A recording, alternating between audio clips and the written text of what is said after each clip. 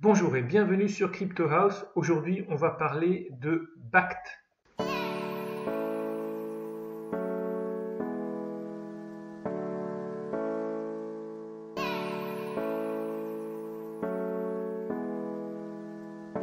Bakkt, je vous en ai déjà parlé plusieurs fois dans les nouvelles de la semaine, mais je vous ai surtout parlé d'une application de Bakkt qui sont les bitcoins futurs adossés à des bitcoins physiques.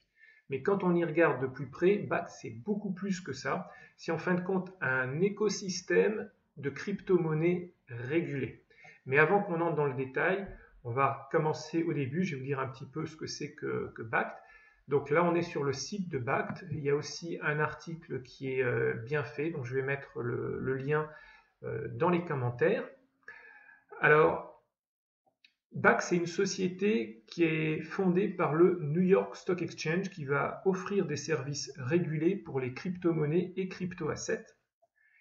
Et le New York Stock Exchange est lui-même détenu par une société qui s'appelle ICE pour Intercontinental Exchange. Juste pour vous donner une ordre d'idée un petit peu de quoi on parle, ICE c'est quand même un chiffre d'affaires en 2017 de 5,83 milliards. Alors ici, il y a plusieurs choses importantes dans ce que je viens de vous dire. D'abord que c'est lancé par une société du New York Stock Exchange, qui est tout simplement la plus grosse bourse au monde et qui, elle, opère dans un cadre régulé. Donc là, on ne peut plus parler d'une start-up qui lance un projet pour les cryptos, mais tout simplement de la plus grosse institution financière aux États-Unis qui se lance en fin de compte dans les cryptos en intégrant le Bitcoin dans les lois existantes. Autre information essentielle, c'est que Bakkt, donc qui est soutenu par ICE, il ne fait pas ça tout seul, il fait ça avec des partenaires qui sont autres que le Boston Consulting Group. Alors pour ceux qui ne connaissent pas, c'est un des plus gros cabinets de conseil en stratégique au monde, avec un chiffre d'affaires l'année dernière de 6,3 milliards de dollars, avec Starbucks pour un réseau de distribution avec ses 28 700 établissements dans le monde, et avec au niveau de l'infrastructure Microsoft, qui lui a un chiffre d'affaires, alors là il explose tout, puisqu'il a un chiffre d'affaires en 2017 de 110 milliards de dollars. Et donc il s'associe pour créer une plateforme pour pouvoir acheter, vendre, stocker et dépenser des crypto-monnaies de manière régulée. Donc là, on parle d'une association entre des leaders mondiaux, chacun reconnu sur leur marché, pour lancer une plateforme de services autour des cryptos. Aussi, ICE, ils n'ont pas simplement le New York Stock Exchange dans leur panier, ils ont aussi 5 autres bourses reconnues au niveau mondial. La différence avec ce qui existe au niveau mondial, c'est que Bakkt va être régulé par le CFTC, donc c'est US Commodities Futures Trading Commission, et donc ça c'est très important parce qu'aujourd'hui évidemment les institutionnels ils peuvent déjà acheter des crypto-monnaies, mais ce n'est pas dans un cadre régulé, et ça fait peur aux institutionnels, alors que demain, avec les produits Bakkt, ils pourront acheter des bitcoins de manière régulée, et ça fait toute la différence.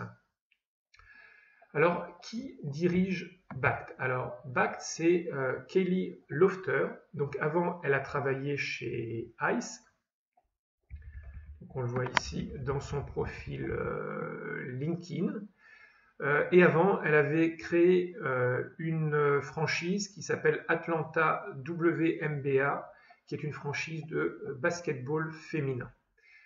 Alors, ils viennent aussi de recruter un ex de Coinbase, d'ailleurs sur son LinkedIn, il est encore chez Coinbase. C'est tout simplement le vice-président et general manager de Coinbase, Adam White, qui vient de passer chez Bakkt. Donc ce gars-là, il vient de quitter la plus grosse bourse de crypto au monde, Coinbase, pour quelque chose qui est aujourd'hui simplement une start-up, Bakkt. Mais bon, s'il crée un poste aussi bien placé chez Coinbase, c'est qu'il sait certainement des choses sur Bakkt que nous, on ne sait pas encore. Et je pense donc que Bakkt est promis à un très très bel avenir, sinon il n'aurait pas quitté son poste chez Coinbase. Voici aussi une cotation du CEO de ICE, Jeffrey Sprecher. Donc il a dit que le Bitcoin simplifierait grandement le mouvement de la monnaie au niveau mondial.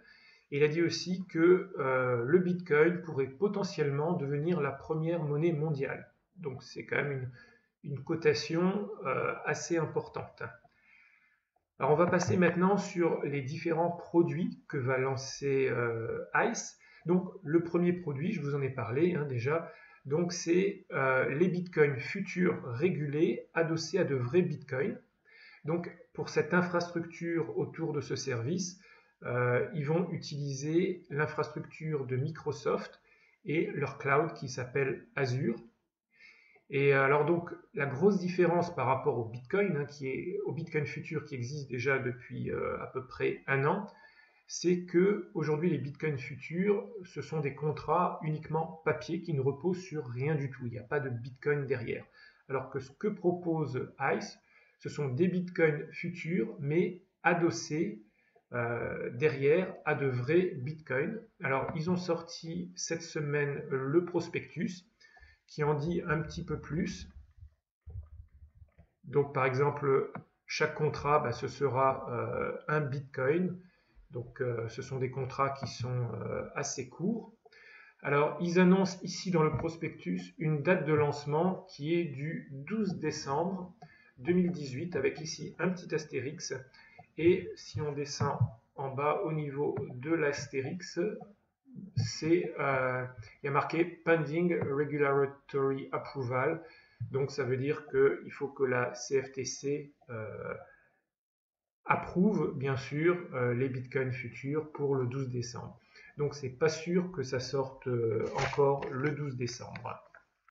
Donc le second produit que Bakkt va lancer, ce sera certainement une carte de crédit crypto où il sera possible de payer en Bitcoin. C'est aussi pour ça qu'ils se sont associés avec Starbucks, parce qu'au début, ces cartes elles seront utilisables dans les Starbucks, et puis après, ça peut s'étendre au niveau mondial. Après ça, tout est possible. Alors par contre, une information quand même très importante, c'est que Bakkt ne va pas acheter ses Bitcoins sur le marché des exchanges, il va l'acheter sur le marché des OTC, donc over the counter. Donc ça veut dire quoi? Ça veut dire que d'abord, ils vont payer leur Bitcoin environ 2 à 3% de moins que ce qu'on a l'habitude de les acheter sur les exchanges.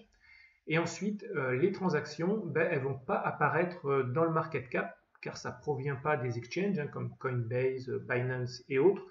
Donc il y aura certainement un effet levier sur le Bitcoin, mais peut-être pas aussi gros que ce qu'on aurait pu l'anticiper. Alors néanmoins, je pense qu'on démarre maintenant un nouveau chapitre dans l'histoire des crypto-monnaies, parce que maintenant ce sont des cryptos qui vont être vendus par les acteurs traditionnels du marché des titres, du marché financier, et ça change vraiment tout. Et j'ai l'impression que Bakkt, c'est encore plus gros que les Bitcoin ETF qu'on achetant déjà depuis plusieurs mois. Alors, dites-moi si vous avez la même conclusion que moi. Dites dans les commentaires ce que vous pensez de Bakkt. Et si vous voulez avoir les vidéos en exclusivité, abonnez-vous à la chaîne. N'oubliez pas de mettre un pouce vers le haut. Et moi, je vous dis à bientôt. Ciao, ciao!